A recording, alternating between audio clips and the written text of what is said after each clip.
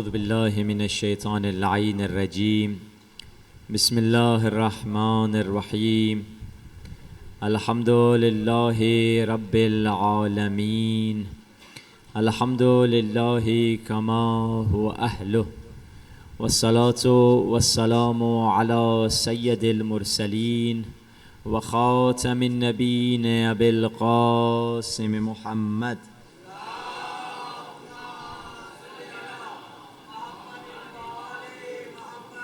وآله الطيبين الطاهرين المعصومين، واللعنة الدائمة على أعدائهم أجمعين من الآن إلى لقاء يوم الدين۔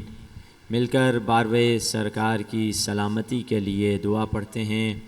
اللہم کل ولیک الحجۃ ابن الحسن صلواتک علیہ وعلی آبائہ فی هذه الساعة وفي كل ساعة وليا وحافظا وقاعدا وناصرا ودليلا وعينا حتى تسكنه أرضك طوعا وتمتعه فيها طويلا برحمتك يا أرحم الراحمين۔ صلوات۔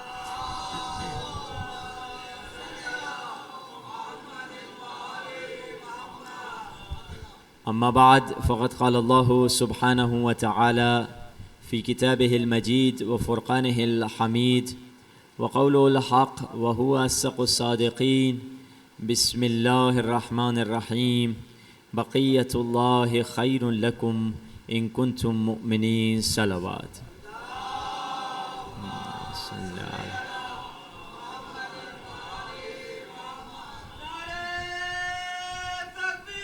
اللہ اکبر۔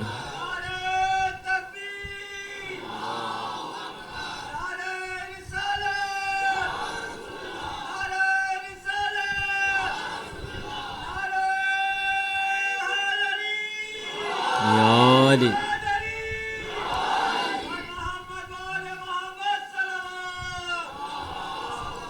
صلی علی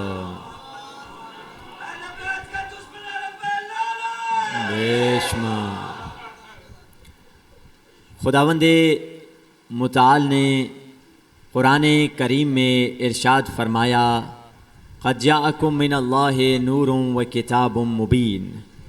ہم نے تمہاری ہدایت کے لیے دو چیزیں بھیجی ہیں، ایک نور بھیجا ہے اور ایک کتاب بھیجی ہے۔ نور سے مراد نور اہل بیت ہیں، کتاب سے مراد قرآن مجید ہے۔ اب دیکھیے، قرآن مجید کے علاوہ بھی خدا نے کئی کتابیں ایسی بھیجیں جو انسان کی ہدایت کے لیے تھیں۔ اللہ نے 4 کتابیں بھیجیں، توریت کو بھیجا، انجیل کو بھیجا، زبور کو بھیجا اور آخر میں قرآن کو بھیجا۔ 4 کتابیں انسانیت کی ہدایت کے لیے بھیجی گئیں۔ یہ صرف اللہ نے بھیجا نہیں، بلکہ اللہ نے صحیفے بھی بھیجے۔ یعنی وہ کتاب نہیں تھی جس طرح ڈیٹیل میں کتاب ہوتی ہے، مختصر سا کتابچہ اسے کہا جا سکتا ہے۔ اللہ نے 114 صحیفے بھیجے، جن کا ذکر قرآن میں 30ویں پارے میں فرمایا: صحف ابراہیم و موسیٰ۔ صحیفے ابراہیم پہ بھی اترے ہیں، صحیفے موسیٰ پہ بھی اترے ہیں۔ یعنی 114 صحیفوں میں جو کچھ تھا ان کو اگر خلاصہ کیا جائے تو وہ 4 کتابیں بنتی ہیں۔ یعنی جو کچھ 114 صحیفوں میں ہے وہ 4 کتابوں میں موجود ہے، اور جو کچھ ان 4 کتابوں میں موجود ہے، ان 4 کتابوں کو اگر سمرائز کیا جائے، خلاصہ کیا جائے، سارا کا سارا علم وہ ایک کتاب قرآن مجید میں موجود ہے۔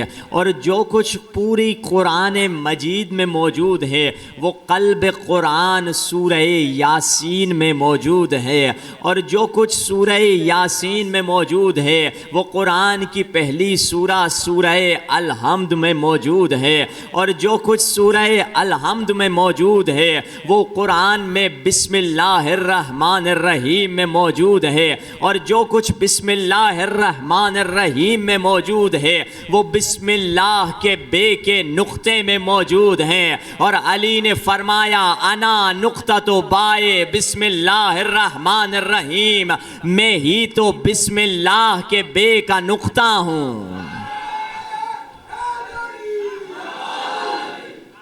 جو کچھ قرآن میں چاہیے وہ بے کے نقطے سے مل جائے گا۔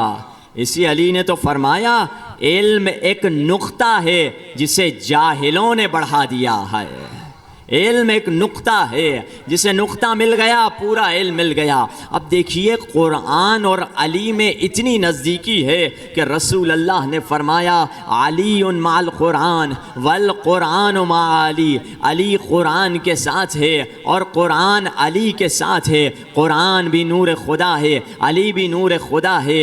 قرآن بھی ہدایت دینے والی کتاب ہے، علی بھی ہدایت دینے والے ہیں۔ قرآن اور علی میں ایسی نزدیکی ہے جیسی نزدیکی پانی اور تری میں ہوتی ہے۔ اگر پانی تر نہ ہو تو پھر پانی پانی نہیں رہتا۔ قرآن اور علی میں ایسی نزدیکی ہے جیسی نزدیکی اور دوستی محبت اور زیارت میں ہوتی ہے۔ جب دل میں محبت ہوتی ہے تو زیارت کا شوق پیدا ہوتا ہے۔ قرآن بھی نور خدا ہے، علی بھی نور خدا ہے۔ جب خدا کا نور لفظوں کی شکل میں آیا تو قرآن بن گیا، جب خدا کا نور انسانوں کی شکل میں آیا تو علی بن گیا۔ لفظ بدل کر کہوں علی اگر کتابوں میں چلا جائے تو قرآن ہے، قرآن اگر انسانوں میں چلا آئے تو علی ہے۔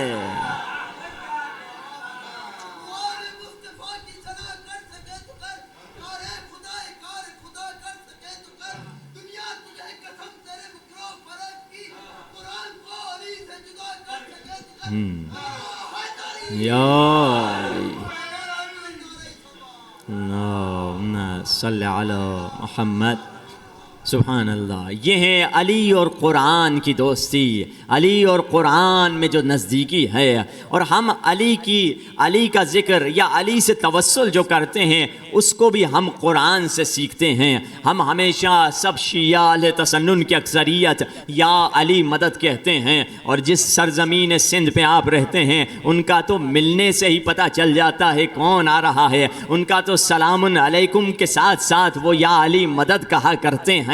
اس سرزمین کی پہچان ہی علی ہے، اس سرزمین کی پہچان ہی مولائیت ہے۔ اب سب یا علی مدد کہتے ہیں، مگر کچھ ایسے لوگ ہیں جو کہتے ہیں نا یا علی مدد کیوں کہتے ہو، بدعت ہے، شرک ہے، کفر ہے، نعوذ باللہ۔ آئیے رسول خدا سے پوچھتے ہیں، قرآن سے پوچھتے ہیں۔ قرآن میں ایک آیت سورہ حدید میں ارشاد ہوا وَأَنزَلْنَا الْحَدِيدَ فِيهِ بَأْسٌ شَدِيدٌ، ہم نے آسمان سے لوہے کو نازل کیا اور جس لوہے میں شدید لڑائی ہے، وَمَنَافِعُ لِلنَّاسِ، اور لوگوں کے لیے فائدے بھی بہت ہیں۔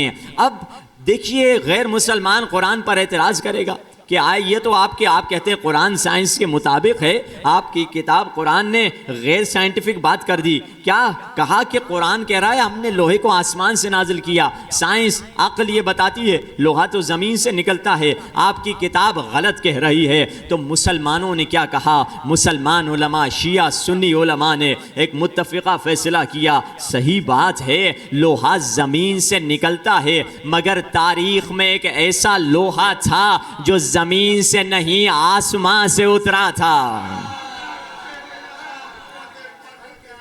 تاریخ میں ایک ایسا لوہا تھا جو آسمان سے اترا تھا۔ کب اترا، کہاں اترا، کیسے اترا، کس طرح اترا؟ مسلمانوں اور کافروں کے درمیان، مشرکوں اور مسلمانوں کے درمیان جنگ چل رہی ہے، لوگ رسول اللہ کو اکیلے چھوڑ کر جا رہے ہیں۔ علی کی تلوار بھی ٹوٹ گئی مگر علی نے وفاداری نہیں چھوڑی، علی رسول کا دفاع کیے جا رہے ہیں، علی رسول کے اطراف ایسے گھوم رہے ہیں جیسے پروانہ شمع کا طواف کرتی ہے، اور علی کی حفاظت کیے جا رہے ہیں۔ خدا نے کہا فرشتوں دیکھو کیسے میرا علی میرے حبیب کی حفاظت کر رہا ہے۔ حوروں نے جنت چھوڑ دی، فرشتے علی کی جنگ کا نظارہ دیکھ رہے ہیں۔ ایک مرتبہ آسمان سے جبریل زمین کی طرف اترے اور ایک صدا گونجی، شاہ مرداں، شیر یزداں، قوت پروردگار، لا فتح الا علی، لا سیف الا ذوالفقار۔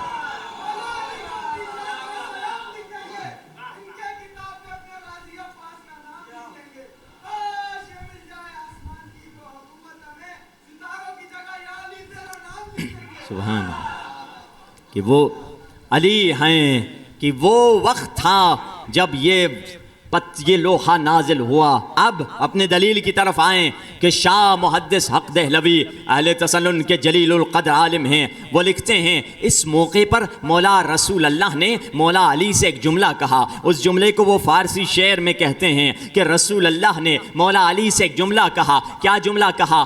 یا علی مرا از این جماعت نگہدار، حق نصرت بجا آور کہ وقت نصرت اس۔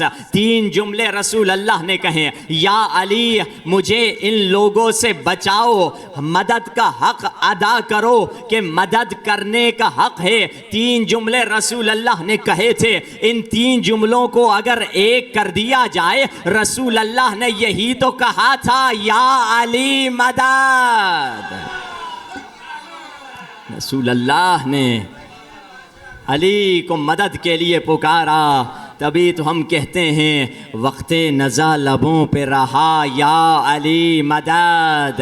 وقت میرے ساتھ کہیے، وقت نزا لبوں پہ رہا یا علی مدد، وقت نزا لبوں پہ رہا یا علی مدد، اور قبر میں بھی میں کہہ اٹھا یا علی مدد۔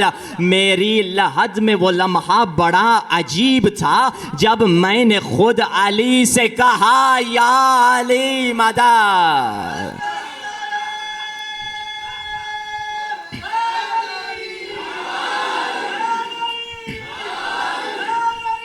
یا علی اللہم صلی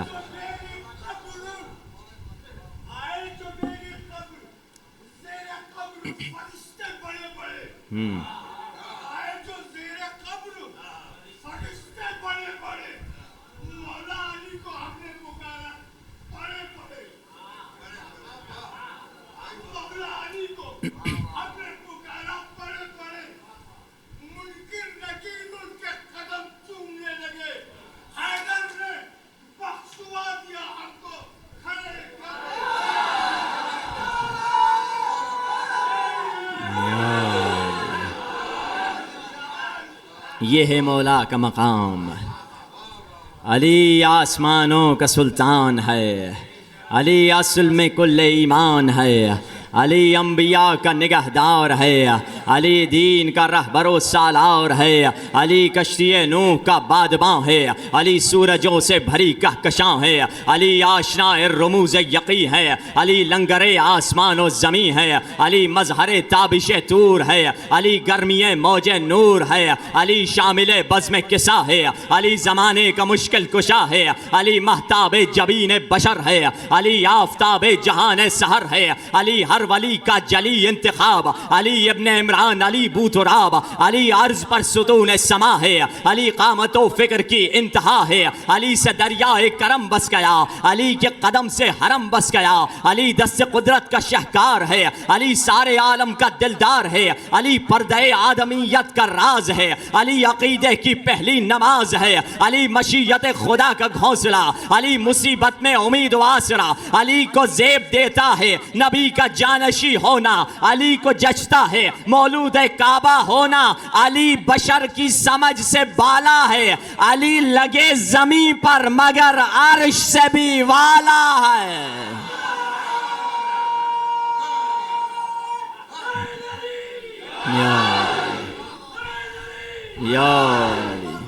یہ ہے مقام مرتضیٰ کہ علی کی معرفت جن کے پاس نہیں تھی وہ یہ اعتراض کرتے تھے کہ علی کی مدد کے لیے کیوں بلا رہے ہیں، جبکہ ہمارا عقیدہ ہے علی ید اللہ ہیں، علی عین اللہ ہیں، علی لسان اللہ ہیں، علی وجہ اللہ ہیں۔ اس پہ بھی اعتراض کرتے ہیں، ارے آپ نے تو کفر کر دیا، علی کو ید اللہ بنا دیا، لیس کمثلہ شیء، خدا کی شے خدا کی طرح تو کوئی شے نہیں ہوتی، علی کے مثل، علی کو خدا کے مثل بنا دیا۔ ہم ان سے کہیں گے بھائی لگ رہا ہے آپ کو انڈرسٹینڈنگ میں مسئلہ ہے، سمجھنے میں مسئلہ ہے، آپ سمجھ نہیں پائے ہم کیا کہہ رہے ہیں، آپ نے آنکھ کی معنی نہیں سمجھی، ہاتھ کی معنی نہیں سمجھی۔ ہاتھ کسے کہتے ہیں، آنکھ کسے کہتے ہیں؟ مثال کے طور پہ میں نے ارادہ کیا اپنی آنکھ کو بند کروں، میری آنکھ نے میرے ارادے کو سمجھا اور اس کے مطابق عمل کیا. میں نے ارادہ کیا اپنے ہاتھ کو ہلاؤں, میرے ہاتھ نے میرے ارادے کو سمجھا اور اس کے مطابق عمل کیا.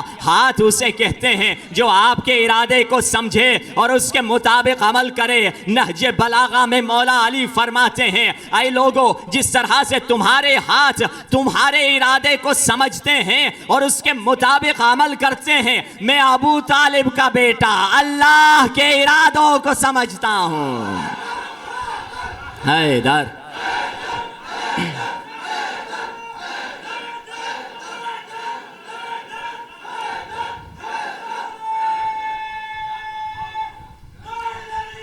یا علی یا علی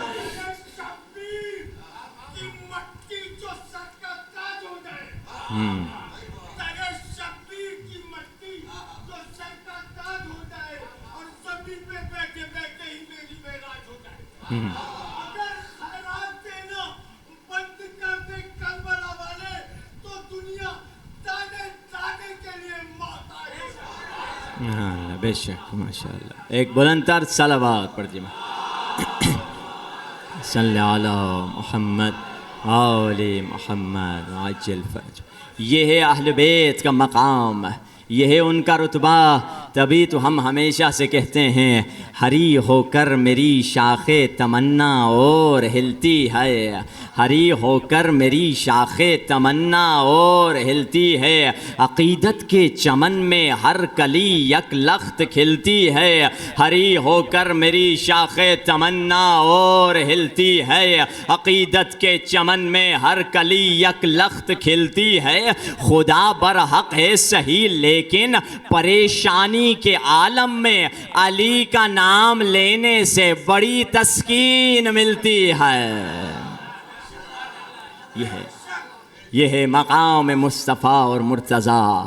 اگر معرفت چاہیے علی کے در سے ملے گی, علم چاہیے علی کے در سے ملے گی, دنیا چاہیے تب بھی علی کے در سے ملے گی, آخرت چاہیے تب بھی علی کے در سے ملے گی. اب آئیے اہل بیت نے ہم کو کیا سکھایا ہے, زندگی میں جیو کیسا, زندگی میں جینے کا طریقہ اہل بیت نے دکھایا ہے کہ رہنا کیسے ہے. اہل بیت چاہتے تھے ہر شخص اللہ کی محبت میں ایسے ڈوب جائے جیسے اہل بیت ڈوبے ہوئے تھے. حدیث قدسی میں خدا کہہ رہا ہے, حدیث قدسی خدا کا وہ کلام جو قرآن کے علاوہ ہے. خدا کہہ رہا ہے حدیث قدسی میں من طلبنی وجدنی, من وجدنی احبنی, من احبنی عرفنی, من عرفنی احبنی, ومن احبنی عاشقنی, ومن عاشقنی عاشقتہ, ومن عاشقتہ قتلتہ, ومن قتلتہ فانا دیتہ. خدا کہہ رہا ہے حدیث قدسی میں جس نے میری تلاش کی اس نے مجھے پا لیا, اور جس نے مجھے پا لیا اس نے میری معرفت حاصل کر دی, جس نے میری معرفت حاصل کر دی وہ میرا محب بن گیا, جو میرا محب بن گیا پھر وہ میرا عاشق بن گیا, اور جو میرا عاشق بن گیا تو میں بھی اس کا عاشق بن گیا, اور جس کا میں عاشق بن گیا قتلتہ میں نے اسے قتل کر ڈالا, اور جسے میں نے قتل کر ڈالا فانا دیتہ اس کا کفارہ اس کی دیت میں خود خدا بن جاتا ہوں, اس کا کفارہ میں ہوں, اس کی دیت میں ہوں, پھر میں خود کو اسے دے دیتا ہوں. پھر خدا کی محبت اس میں آ جاتی ہے, خدا کا عشق آ جاتا ہے. اور اولیاء خدا پنجتن پاک کا یہ مقام تھا کہ خدا نے اپنی محبت اور اپنا نور انہیں عطا کر دیا تھا. تبھی تو کربلا میں کچھ اسٹوڈنٹس گئے, ٹیچر نے اسٹوڈنٹس کو بتایا کربلا میں جب روزہ شبیر کو دیکھو گے 3 دعائیں تمہاری مستجاب ہیں. ہر بچے نے, چھوٹے چھوٹے ٹینیجرز تھے, نوجوان بچے تھے, ہر ایک نے کوئی دعائیں کی. اب جب ہوٹل واپس آئے آپس میں باتیں کر رہے ہیں, 15-16 سال کے لڑکے ہیں کہ تم نے کیا مانگی. کسی نے کہا میری ایگزام میں پاس ہو جاؤں, کوئی کہا میری بعد میں جاب مل جائے, کسی نے کہا میری ماں شفا ہو جائے. ایک بچہ کھڑا تھا, اس سے پوچھا تم نے کیا مانگا. اس نے کہا میں نے تینوں دعاؤں میں یہی مانگا کہ خدایا مجھے حسین مل جائے, خدایا مجھے حسین مل جائے, خدایا مجھے حسین مل جائے. بچے ہنس کے کہنے لگے پہلی دعا تو ٹھیک تم نے کی, مگر دوسری 2 دعاؤں میں کچھ اور مانگ لیتے, کچھ اور چانس تمہیں دیا گیا تھا. یہ بچہ خاموش, ایک درویش وہاں کھڑا ہوا تھا, اس نے کہا اسی بچے نے صحیح دعا کی ہے. جس کو 60 مل گیا تو اسے 100 بھی, جسے 100 مل گیا اسے 70 بھی مل گیا, اسے 80 بھی مل گیا, اسے 50 بھی مل گیا. جسے حسین کی معرفت مل گئی اسے کل کائنات مل گئی ہے, اسے ہر شے مل گئی ہے.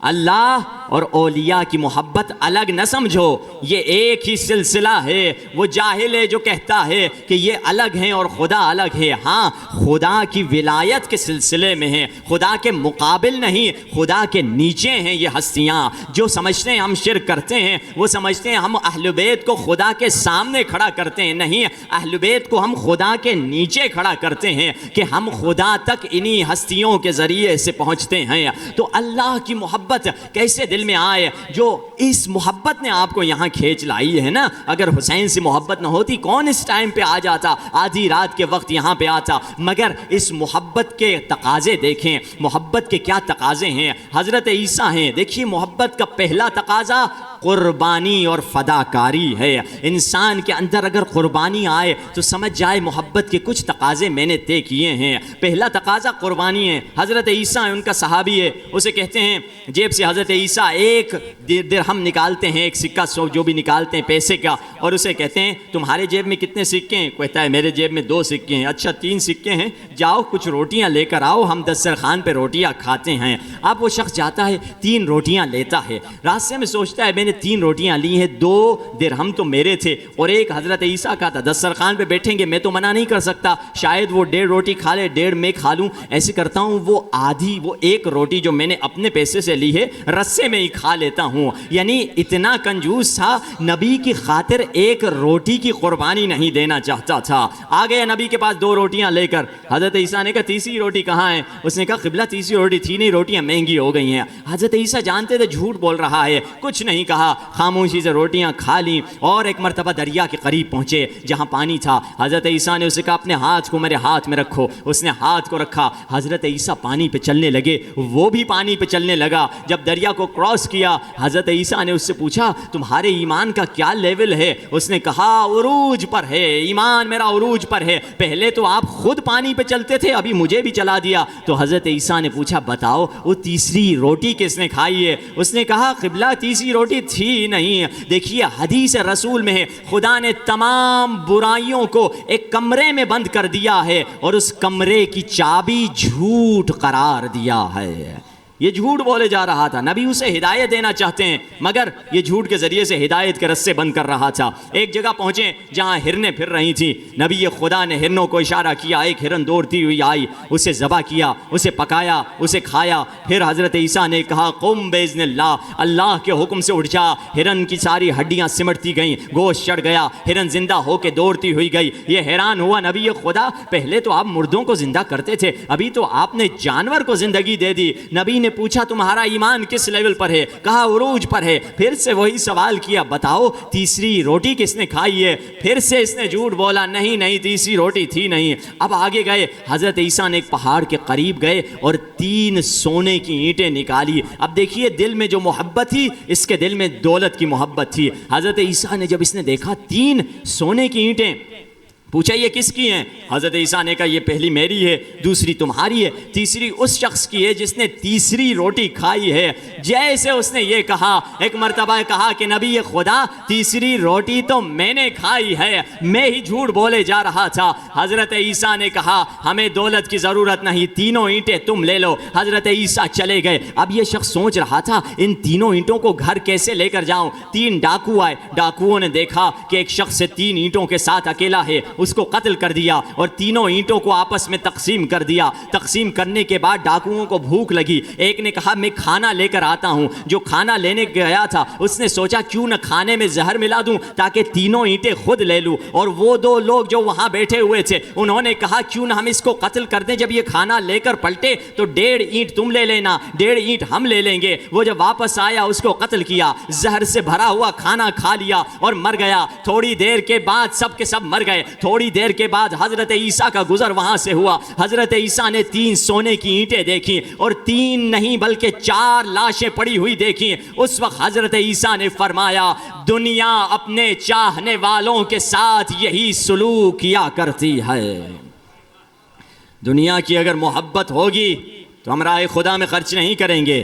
کیسے میں ٹیسٹ لوں کہ مجھ میں دنیا کی محبت ہے یا نہیں؟ ٹیسٹ یہ ہے، آسان ٹیسٹ، ہر بندہ، کسی اور کو ٹیسٹ کرنے کی ضرورت نہیں، خود کو انسان ٹیسٹ کرے. اپنے گریبان میں دیکھے کہ دیکھوں خمس کے موقع پر کیا مجھ میں جھجک ہوتی ہے کہ جب اپنے مال اپنی سیونگ میں سے 20% نکال رہا ہوتا ہوں، اگر 1 لاکھ روپیہ ہے تو 20,000 روپے کون نکالے؟ ارے بھائی بہت مشکل ہوگا، بعد میں پریشان ہوں. اگر اس وقت جھجک ہوتی ہے، سمجھ جانا چاہیے میں بھی نبی کی خاطر روٹی نہیں دوں گا، میں بھی نبی کو دولت کی خاطر چھوڑ دوں گا. کربلا میں بھی جو علی اور حسین اور آل علی کے مقابل میں آئے تھے وہ وہی تھے جن کے دل میں دنیا کی محبت تھی. جب خمس کے بارے میں امام محمد تقی سے کسی نے خط میں کہا مولا خمس معاف کروا دیجئے، مولا نے بڑا جلال آمیز جواب دیا، بڑا سخت جواب دیا. مولا نے فرمایا کیا تو سمجھتا ہے تیرے تھوڑے سے پیسوں کے ہم محتاج ہیں؟ زمین اور آسمان کے خزانے ہمارے پاس ہیں، ہمیں تمہارے پیسوں کی ضرورت نہیں ہے. ہم نے اور خدا نے خمس کو اسی لیے واجب کیا ہے تاکہ تمہارے دل کی طہارت ہو سکے، تمہارے دل سے دنیا کی محبت نکل سکے. کیا ضرورت ہماری دولت کو کسی مجتہد یا مرجع کو؟ نہیں، مولا بتلا رہے ہیں دو گے تو تمہارے دل میں پاکی ایجاد ہوگی، طہارت ایجاد ہوگی. یہ محبت کا تقاضا ہے. بہت سارے لوگوں نے اہل بیت کے سامنے آ کے محبت کا دعویٰ کیا مگر اہل بیت نے ان کو دھتکار دیا، ٹھکرا دیا. ایک شخص آتا ہے 7ویں امام کے پاس، مولا آپ کا محب ہوں. مولا اس سے ایک لمبی سوالوں کی فہرست کرتے ہیں، کیا یہ نیک کام تو کرتا ہے؟ کیا نیک کام یہ کرتا ہے؟ کیا یہ نیک کام تو کرتا ہے؟ وہ پریشان ہو جاتا ہے، نہیں مولا میں تو یہ نیک کام نہیں کرتا. مولا پوچھتے ہیں بتاؤ پھر کیسے دعویٰ کرتے ہو تم ہمارے محبت کرنے والے ہو؟ مولا علی کے پاس دوسرا شخص مولا علی کے پاس آیا، یا علی آپ کا میں چاہنے والا ہوں. مولا اس کے چہرے کی طرف دیکھتے ہیں، مولا فرماتے ہیں، مسجد کوفہ میں مولا سے کہا، مولا نے فرمایا ڈرو اس دن سے جس دن باطل کا پرچم تمہارے ہاتھ میں ہوگا اور اس دروازے سے تم داخل ہو رہے ہوگے. لوگوں نے علی کا یہ جملہ سنا. 30 سال کے بعد وہ فوج یزید میں شامل ہو گیا اور یزیدی پرچم لے کر 30 سال کے بعد اسی دروازے سے اندر آنے لگا جس کے بارے میں علی نے اسے پیشن گوئی کر کے بتلایا تھا کہ تو محبت کا دعویٰ آج علی کے سامنے کر رہا ہے، ایک دن اسی علی کے بیٹے کو قتل کر کے فوج یزید میں شامل ہو جائے گا. محبت آباد مرد آباد زندہ آباد زندہ آباد زندہ آباد.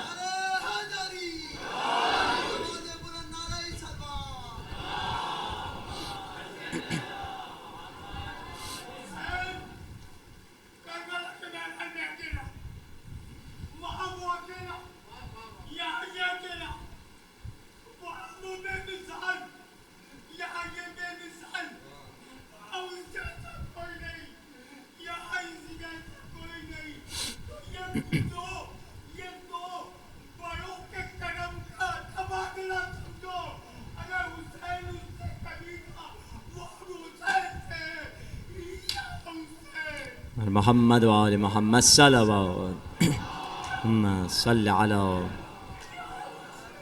محبت کا جس نے دعویٰ کیا تھا اس کو مولا نے بتلا دیا کہ ذرا خبردار، یہ محبت زبانی محبت نہیں چاہیے. مگر ایک دن علی کوفے کی گلی میں ٹہل رہے ہیں، پیچھے سے کسی کے آنے کی آواز آئی.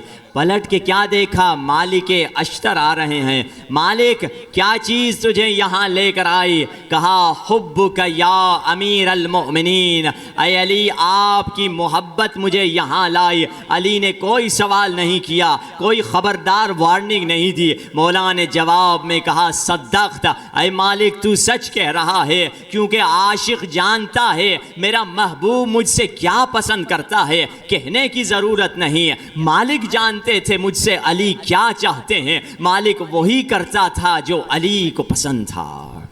ہاں یہ وہ مقام ہے. اب آئیے، یہ محبت کیسے ایجاد ہو؟ سب سے پہلی شرط محبت کی یہ ہوتی ہے کہ ایسی اطاعت کریں جس کے اندر کوئی اعتراض نہ ہو، جس کے اندر کوئی کیوں کاہے کو کس لیے نہ ہو۔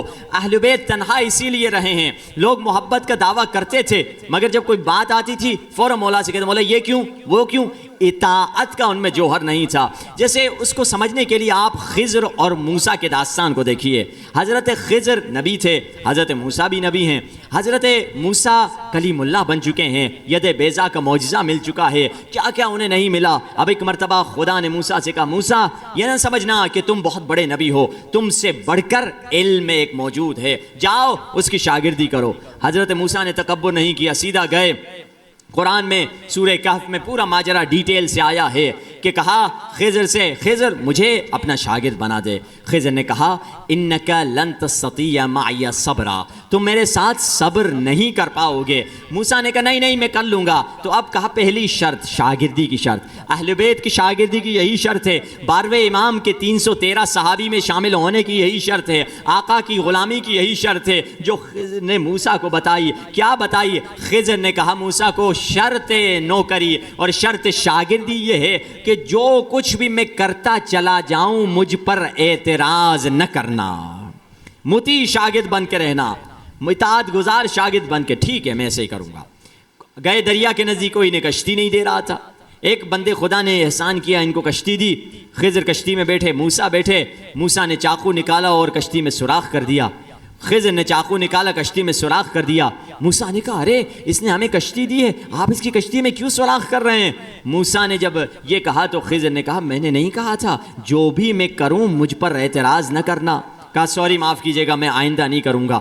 آگے گئے، کشتی سے اترے تو ایک مرتبہ ایک نوجوان آ رہا تھا، خضر نے زور سے اس نوجوان کو مکہ مارا، نوجوان آن دا سپاٹ ادھر ہی مر گیا۔ موسیٰ نے کہا ارے یہ تو بندہ مار دیا ہے، اب میں کیسے چپ رہوں؟ کہا یہ آپ نے کیا کر دیا؟ خضر نے کہا کیا نہیں جانتے میں نے کہا تھا کہ مجھ پر اعتراض نہ کرنا، کہا معاف کیجیے گا میں خاموش رہتا ہوں، اب نہیں بولوں گا۔ ایک ایسے گاؤں میں گئے جہاں کے گاؤں والے لوگ اتنے خراب تھے، انہوں نے نہ کھانا روٹی کچھ نہیں نبیوں کو دیا۔ نبی اس جب گاؤں سے نکل رہے تھے دونوں نبی، ایک مرتبہ ٹوٹی ہوئی دیوار تھی، حضرت خضر نے کہا چلو اس ٹوٹی ہوئی دیوار کو بنا لیتے ہیں۔ موسیٰ کہتے ہیں اتنے برے لوگ جنہوں نے کھانا پانی دانا کچھ نہیں دیا، ہم ان کے لیے ٹوٹی دیوار بنائیں۔ خضر نے کہا ھذا فراق بینی و بینک، یہی وہ رستہ ہے تمہاری اور میری جدائی کا رستہ، تم میرے ساتھ نہیں رہ سکتے۔ موسیٰ نے کہا ٹھیک ہے میں چلے جاؤں گا، میں امتحان میں فیل رہا مگر مجھے بتلا تو دیجئے کہ کیا وجہ تھی، آپ کے 3 کاموں کا ریزن کیا تھا؟ کہا اس کشتی والے نے ہم پر احسان کیا، ہمیں کشتی دی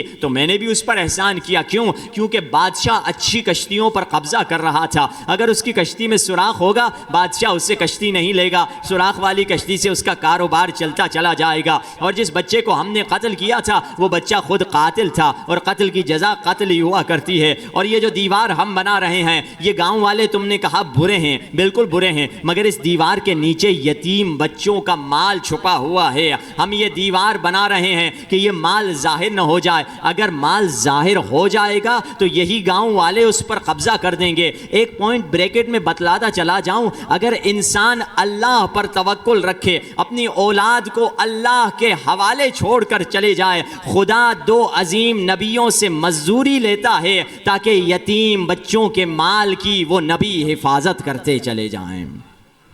مگر ایک بات ادھر سین آتی ہے، اس سے پہلے کہ میں آگے بڑھوں پھر ایک دوسرا بریکٹ کھولوں، جملہ معترضہ کہوں کہ کچھ لوگ کہتے ہیں کہ مراجع میں مجتہد میں جن کی ہم تقلید کرتے ہیں ان میں اختلاف کیوں ہیں، دین تو ایک ہی ہے، چاند تو ایک ہی ہے، اختلاف کیوں ہیں؟ بھائی یہ تو غیر معصوم نبی ہیں، ایک خدا کے 2 معصوم نبی ہیں، ایک کہتا ہے کشتی میں سوراخ کرنا واجب ہے، ایک کہتا ہے کشتی میں سوراخ کرنا حرام ہے، ایک کہتا ہے جوان کو قتل کرنا واجب ہے، ایک کہتا ہے جوان کو قتل کرنا حرام ہے، ایک کہتا ہے دیوار بنانا واجب ہے، ایک کہتا ہے دیوار بنانا حرام ہے۔ ایک ہی اللہ کے 2 معصوم نبی ہیں، ان میں اختلاف کیوں ہیں؟ اختلاف اس لیے آتا ہے کہ جب علم میں اختلاف ہوتا ہے، موسیٰ کا علم ظاہری علم تھا، خضر کا علم باطنی علم تھا، جب علم میں اختلاف آئے گا تو فتوے میں بھی اختلاف آتا ہے۔ ہاں ان ایام میں افسوس کہ وہ زبانیں جو مراجع کے خلاف کبھی بولنے کی ہمت نہیں رکھتی تھیں آج کل مجتہد اور علماء کے خلاف بولے چلے جا رہی ہیں، کن کے خلاف؟ نائب امام کے خلاف بول رہی ہیں۔ وہ نائب امام، اس ملک میں کبھی کسی کو جرأت نہیں تھی نائب امام کے خلاف بولے۔ کہیں ہم کوفی تو نہیں ہو رہے ہیں، کہیں ہم کوفے والے تو نہیں بن رہے ہیں۔ کوفے والے کیسے تھے؟ کوفے والے وہ تھے جب مسلم نائب امام آئے تو مسلم سے کہا ہم ابھی نہیں اٹھیں گے جب تک حسین نہیں آ جاتے، ہم نہیں اٹھیں گے۔ انہوں نے نائب امام کو اکیلا چھوڑ دیا، خود نائب امام بھی مارے گئے، اور پھر 10 محرم کو حسین بھی مارے گئے۔ کیوں؟ کیونکہ انہوں نے نائب امام کی نصرت نہیں کی ہے۔ ہم فرزند زہرا حسین سے وعدہ دیتے ہیں، اپنے زمانے کے حسین امام زمانہ سے اس شب میں وعدہ دیتے ہیں، مولا ہم گنہگار صحیح ہیں مگر ہم آپ کے نائب کی حمایت کرتے ہوئے ڈٹے رہیں گے۔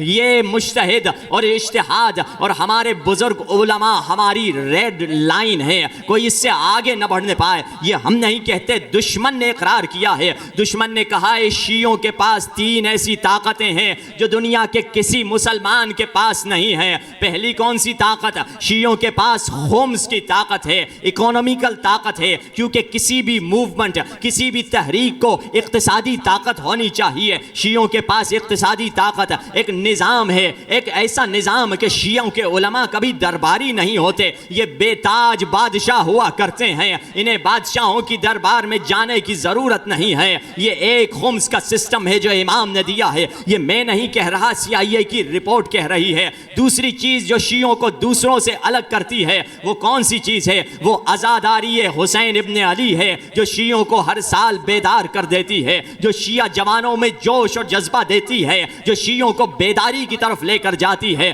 اور تیسری چیز جو شیعوں کی طاقت ہے وہ ان کے علماء ہیں، وہ ان کے مجتہد ہیں۔ گلی گلی میں ان کا عالم نہیں ہوتا، ان کے عالم ہونے کے لیے بہت سخت شرائط ہیں کہ 7, 10, 14 PhD کرنے کے بعد ان کے عالم اور ان کے مجتہد بنتے ہیں۔ اور انہی کی یہی شیعوں کی 3 طاقتوں کی وجہ سے 1000 سال گزر چکے ہیں۔ لوگوں نے کتنوں کو قتل کیا، کتنے سید مارے گئے، کتنے نسل آل رسول سے مارے گئے، کتنے علماء مارے گئے، مگر صدیاں گزر گئیں، مر گیا حسین، یزید مر گیا، یزید اور حسینی آج زندہ ہیں۔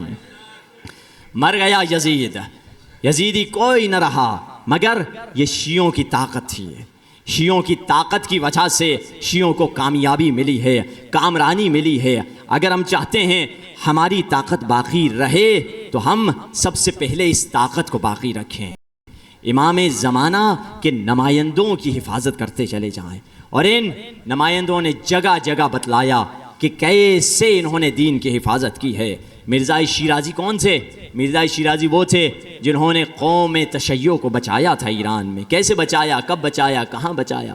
مرزا شیرازی وہ تھے کہ جب وہ مجتہد دوران تھے، ہندوستان یعنی پاکستان، ہندوستان، بنگلہ دیش پر جب برطانیہ نے قبضہ کر دیا تو برطانیہ نے قبضہ کرنے کے بعد اب بالکل وہی اسٹریٹجی انہوں نے اپنائی کہ ہم ایران پہ بھی قبضہ کریں گے۔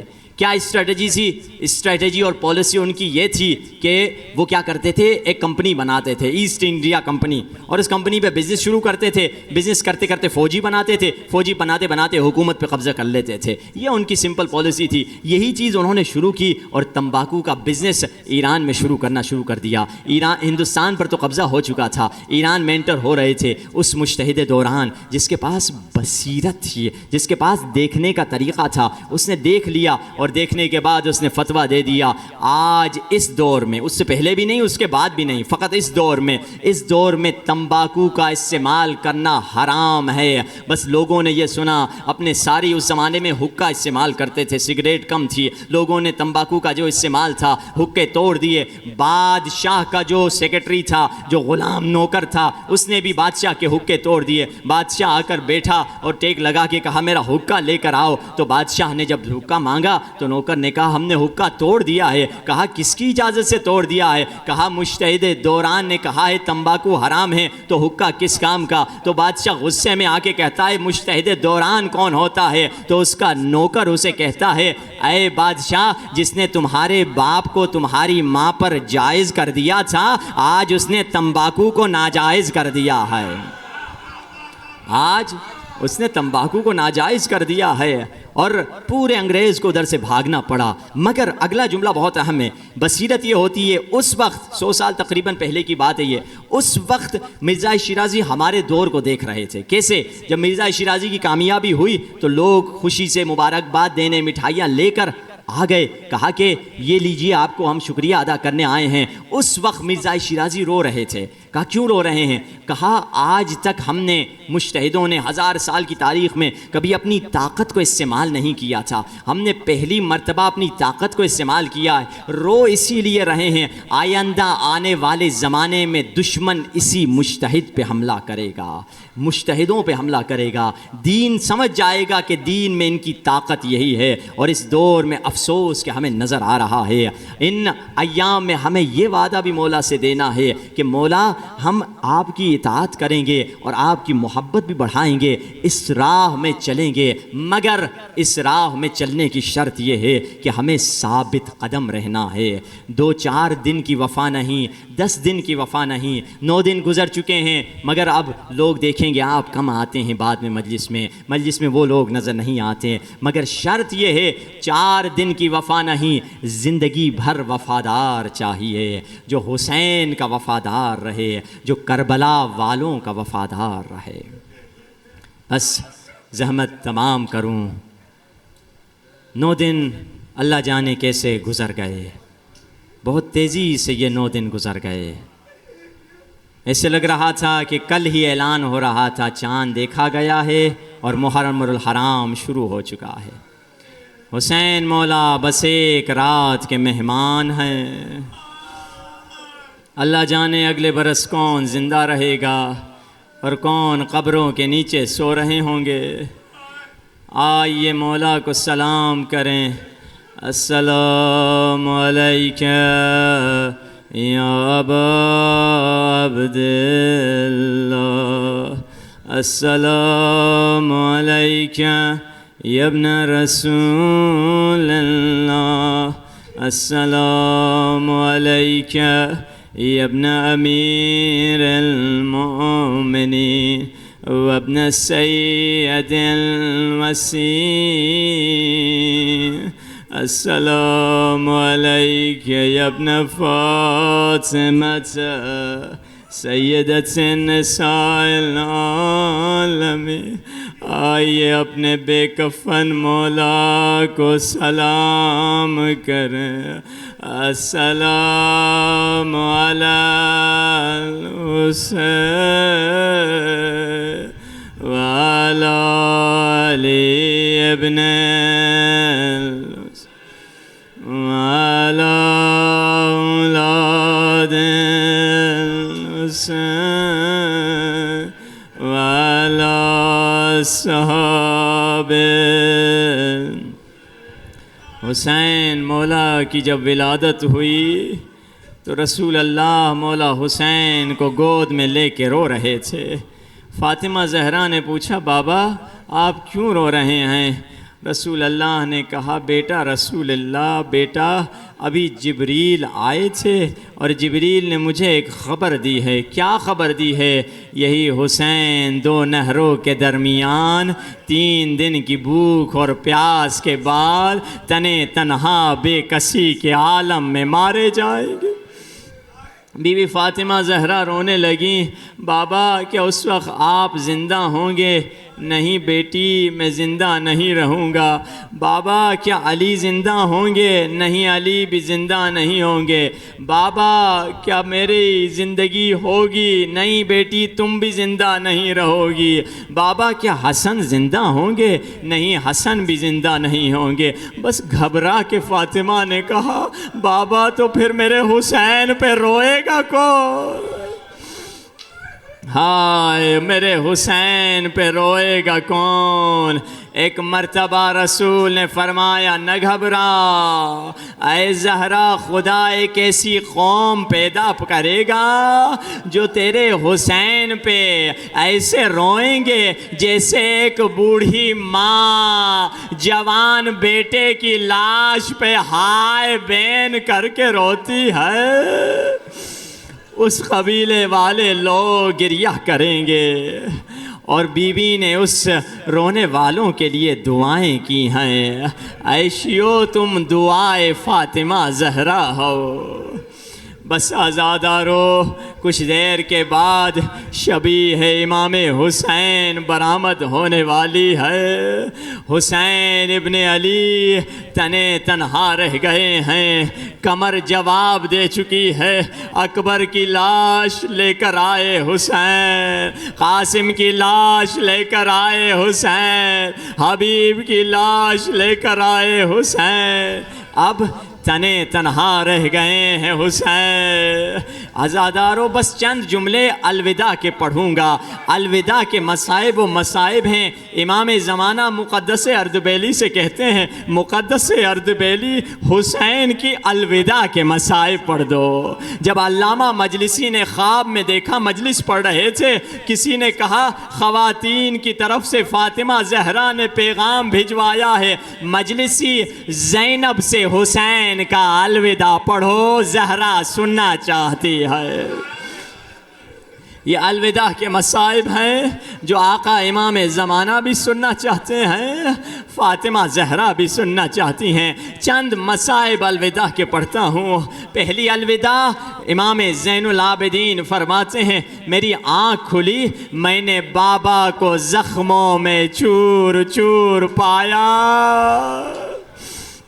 میں نے بابا سے پوچھا، بابا این امی العباس، چچا عباس کہاں ہیں؟ کہا قد قتلا۔ این حبیب ابن المظاہر، حبیب مظاہر کہاں ہے؟ قد ذبح۔ بھیا اکبر کہاں ہے؟ قد قتلا۔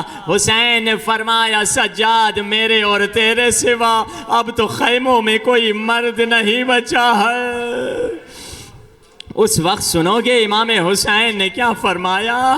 اللہ اللہ سننے کے بعد انسان کا دل ٹوٹ جاتا ہے۔ حسین نے اس وقت کس کو سلام بھیجا؟ فرمایا، اے سجاد بلغ شیعتی من السلام، اے سجاد مجھ زخمی حسین کا میرے شیعوں تک سلام پہنچانا۔ اور پھر فرمایا، ان شیعوں کو کہنا اگر میرے شیعہ میرے مصائب پہ نہ روئیں، انہیں بتا دینا انا قتیل العبرات، مجھے تڑپا تڑپا کے ظالموں نے مارا ہے۔ انا قتیل العبرات، مجھے ستا ستا کے مارا ہے۔ اللہ تمہیں کوئی غم نہ دے سوائے غم حسین۔ اللہ اللہ۔ عزادارو، الوداع کر کے نکلے۔ فضہ سے کہا، اماں فضہ، میرا وہ کرتا لانا جس کرتے کو اماں زہرا نے ہاتھوں سے سیا تھا، مگر اماں زینب کو معلوم نہ ہونے دینا۔ اب صندوق کھولتی ہیں فضہ، کرتا اٹھا کے جا رہی ہیں۔ زینب پوچھ لیتی ہیں، اماں فضہ کیا لے کر جا رہی ہو؟ کہا بی بی یہ کرتا لے جا رہی ہوں۔ کہا یہ کرتا نہیں، یہ حسین کا کفن لے جا رہی ہو۔ حسین وہ پرانا کرتا تھا، مگر عجیب کام کیا حسین نے، پرانے کرتے کو پھاڑنا شروع کر دیا۔ آقا کرتا کیوں پھاڑ رہے ہیں؟ کہ کوئی لٹیرا پھٹے ہوئے کپڑے کو نہیں لوٹتا، مگر ہائے غربت حسین، پھٹے ہوئے کپڑے کو بھی لوٹ گیا۔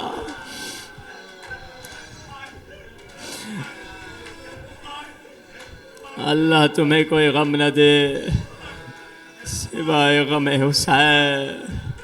عزادارو، ایک مرتبہ خیمے سے نکلے، مقتل کے جملے ہیں، نظر یمیناً و شمالا، دائیں بائیں دیکھا، عباس میں نے تمہیں سہارا دیا تھا، اکبر میں نے تمہیں سہارا دیا تھا، کوئی مجھے سہارا دینے والا نہیں ہے۔ ظالم خود راوی یہ کہتا ہے، جب حسین اکبر و قاسم کو بلا رہے تھے، خیمے کا پردہ اٹھا، ایک برقعے میں بی بی نکلی، کہا میں ابھی زندہ ہوں، میں تجھے سوار کراؤں گی۔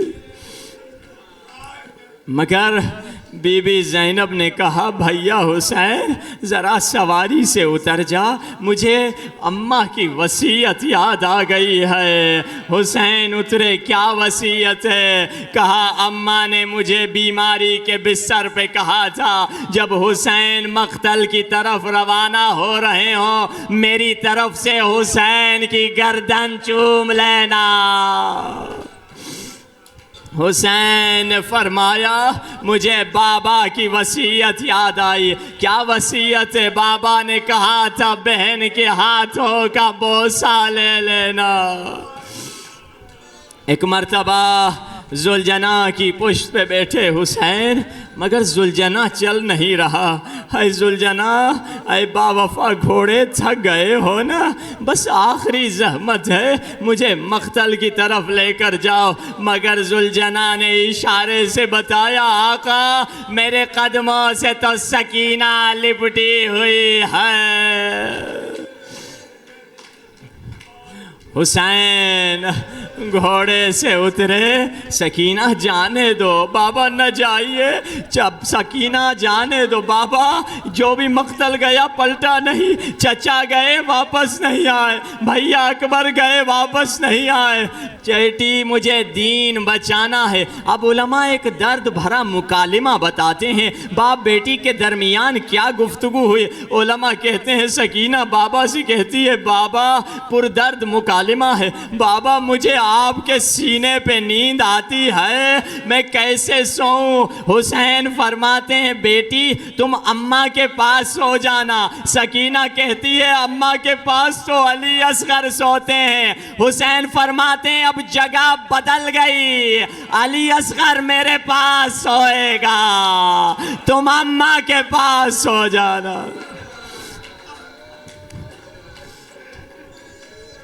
اللہ اللہ، خدا تمہیں کوئی غم نہ دے سوائے غم حسین۔ ظالم حسین کو طعنہ دیتے ہیں حسین تو تھک چکا ہے، جلدی آ جا، خود کو ہمارے حوالے کر دے، ہم تیری گردن کاٹ لیں۔ زینب نے جب یہ آواز سنی زینب کا دل بہت دکھ ہوا۔ زینب نے کہا بھیا حسین ذرا ان ظالموں کو دکھا دے کہ زہرا کے دودھ کا اثر کیا ہے۔ حسین کے خون میں علی کا خون رگوں میں دوڑ رہا ہے اور حسین بیٹھے ہیں، اور زینب خیموں میں بیٹھ کے حسین کی مدد کر رہی ہے۔ کیسے؟ جب سوار ہوئے گھوڑے کی زین پر جانے لگے، تیز آواز سے حسین نے کہا انا ابن رسول اللہ، میں نبی کا بیٹا ہوں۔ خیمے سے بی بی زینب نے کہا مرحبا یا ابن رسول اللہ، اے نبی کے بیٹے مرحبا، دکھا دے جوش حیدر۔ حسین نے ذوالفقار نکالی، ایسے تلوار چلائی کہ لوگ کوفے سے جا کے ٹکراتے ہیں، سب یہ کہتے ہیں ہمیں حسین سے بچا دو، یہ جلال الہی کا مظہر ہے۔ مگر ایک مرتبہ عصر عاشور کو آواز آئی یا ایتھا النفس المطمئنہ ارجعی الی ربک راضیۃ مرضیہ۔ اے نفس مطمئنہ بس اب پلٹا حسین۔ حسین نے تلوار کو نیام میں ڈالا، بھاگا ہوا لشکر واپس پلٹا۔ کوئی نیزوں سے حملہ کرتا ہے، کوئی بھالوں سے، کوئی پتھر سے، کوئی لکڑی سے۔ حسین پشت ذوالجناح پہ ڈگمگا رہے ہیں۔ مگر ابھی حسین ذوالجناح پہ ہیں۔ تاریخ یہ لکھتی ہے حسین کو ذوالجناح سے زمین پر آتے آتے سن سکو گے کتنی دیر لگ گئی؟ حسین کو ذوالجناح سے زمین پہ آتے آتے 9 منٹ لگ گئے۔ کیا ہو رہا تھا اس 9 منٹ میں؟ جب حسین دائیں طرف سے اترنا چاہتے، یہ ظالم دائیں طرف سے برچیاں پھسلیوں میں چبا دیتے۔ جب بائیں طرف سے اترنا چاہتے، یہ پھسلیاں بائیں طرف سے چپو دیتے۔ حسین ایک پتلی ٹہنی کی طرح کبھی ادھر سید، کبھی ادھر، کبھی دائیں کبھی بائیں۔ 9 منٹ گزر گئے۔ تلہ زینبیہ سے زینب صدا دیتی ہے اے ذوالجناح میرا بھائی کہاں؟ بس آزادارو، یا امام زمانہ معذرت کے ساتھ حسین اب بھی ذوالجناح پہ ہے، ایک ظالم ہے جس کا نام سنان ہے۔ سنو گے، سنان نے کہا میں حسین کو گھوڑے سے گرا دوں گا۔ سنان نے کیا ظلم کیا جس کی تاریخ میں کوئی مثال نہیں۔ سنان نے ایک نیزہ اٹھایا، نیزہ حسین کی طرف پھینکا، نیزہ سینے میں لگا، پشت حسین سے نکلا۔ حسین چاہتے تھے نکالیں مگر نہ نکل سکا۔ شاید اکبر کو دیکھ کے کہا، اکبر میں نے تیرے سینے سے بھرچی کھینچی تھی، میرا نیزہ کوئی نکالنے والا نہیں۔ اب بھی حسین ذوالجناح سے نہ گرے۔ حرملہ نے کہا بس یہ آخری ضرب تھی جس نے حسین کو گرا دیا۔ حرملہ نے کہا میں حسین کو گراتا ہوں۔ آزادارو سنو گے، حرملہ نے 3 بھالوں والا تیر اٹھایا اور حسین کی پیشانی پہ لگا، فرزند زہرا زمین پہ گرے۔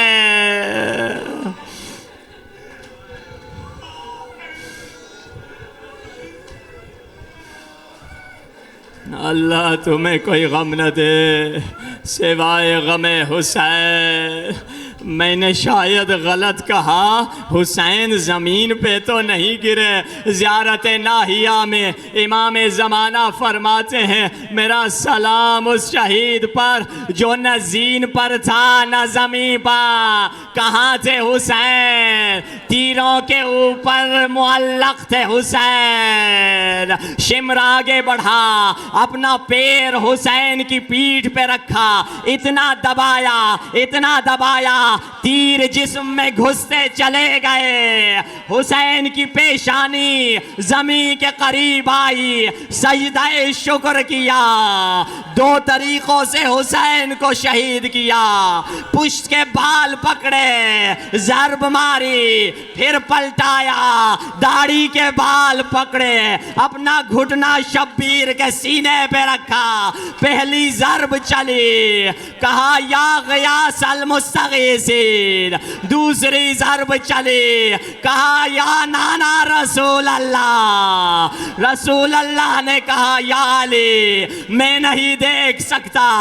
رسول چلے گئے۔ علی نے کہا اے فاطمہ میں نہیں دیکھ سکتا۔ علی چلے گئے، بس تنے تنہا فاطمہ رہ گئی۔ آجا میرے حسین، میری عمر بھر کی کمائی۔ اللہ اللہ، 12 ضربیں لگی، آخری ضرب فرمایا انا للہ و انا الیہ راجعون۔ کربلا کی زمین میں زلزلہ آیا، کالی آندیاں چلنے لگی، منادی نے صدا دی قد قتل الحسین۔ 3 دن کا پیاسا مارا گیا۔ سجاد نے نوک نیزے پہ سر دیکھا، وہیں سے صدا دی السلام علیکہ یا ابا عبداللہ۔